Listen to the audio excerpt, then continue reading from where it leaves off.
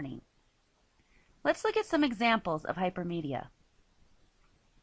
First, there's audio. There are many uses for incorporating audio files into a learning environment. Some examples are to provide music in the background during presentations. You can also record and show portions of important speeches. Students can listen to the stories read to them. You can record oral directions for students while taking a test. Sound effects make things fun, and students and teachers can create podcast audio files. One example of how my school uses audio is through the website Starfall. Let me walk you through a demonstration of how this website uses audio to enhance learning with all students.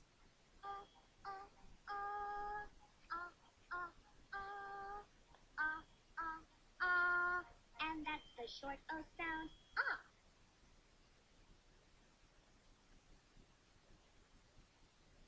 Sh, ah, p, shop.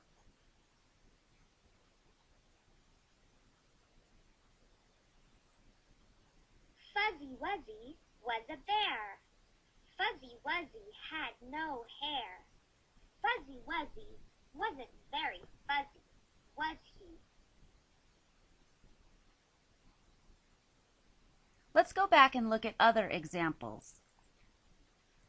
Next, we have videos. If you ask an educator how they use hypermedia in their lessons, the vast majority of them will reply with the word videos. Videos have become an important piece to the learning puzzle. Videos can be used as demonstrations of showing the procedures, to record lectures for students who have missed class, to give examples of the current lessons that are being taught within the classroom, to show a simulation of how something works, to do a screen capture video as a demonstration, for example, what I am doing now, or to discuss prior knowledge and provide a visual for students. At the bottom are many examples of different websites that offer wonderful videos.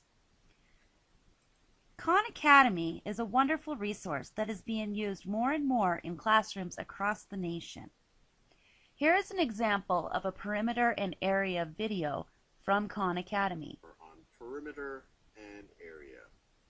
Perimeter, and I'll do perimeter here on the left, and I'll do area here on the right. You're probably pretty familiar with these concepts, but we'll revisit it just in case you are not. Perimeter is essentially the distance to go around something, or if you were to put a fence around something, if you were to measure, if you were to put a tape around a figure, how long that tape would be. There's very many video segments that can be used to create a visual for students when learning about a certain topic. For example, a student in Nevada may have no idea what a hurricane looks like. So, showing a video like this can help them create a mental picture while learning about hurricanes.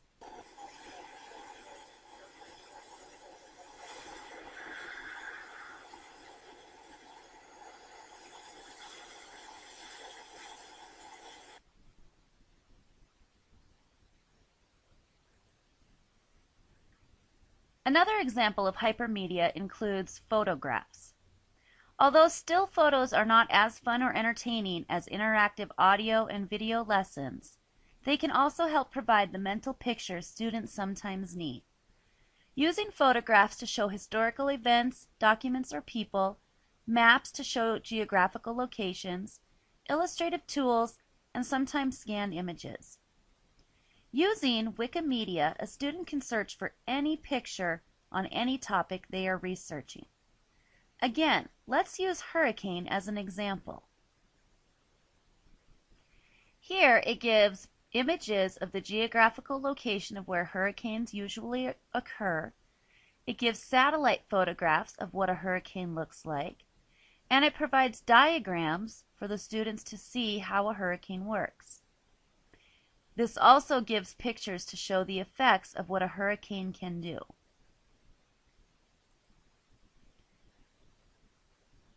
Another example are graphic images. Graphic images, such as cartoons and clip art, bring excitement to a presentation. Using images helps keep students focused on the topic at hand. A very important graphic image that is used is charts and graphs. I taught a lesson asking students if cursive should be taught in schools or if teachers should focus more on keyboarding skills. The students voted, and afterwards we could analyze what other students in the nation voted.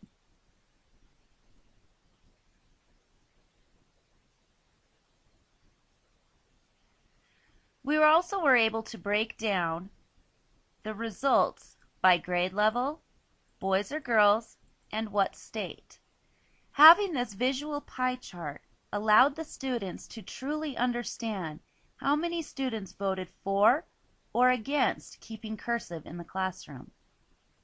Cartoons, cues, animations, and clip art are all examples of graphic images. Finally, we come to text. Text is used in every aspect of learning. Text can be included on signs posted throughout the classroom. Having an interactive text, such as the Scholastic News, helps students stay interested in the lesson compared to just reading out of the magazine themselves.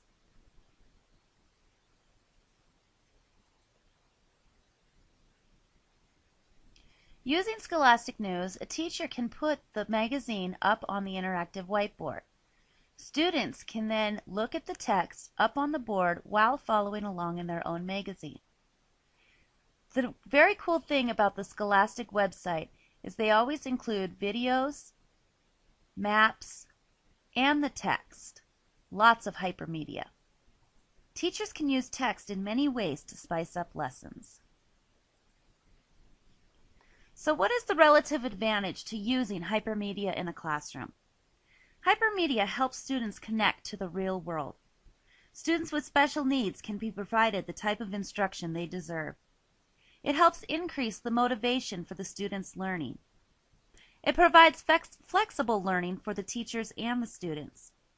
And hypermedia promotes creative and critical thinking skills.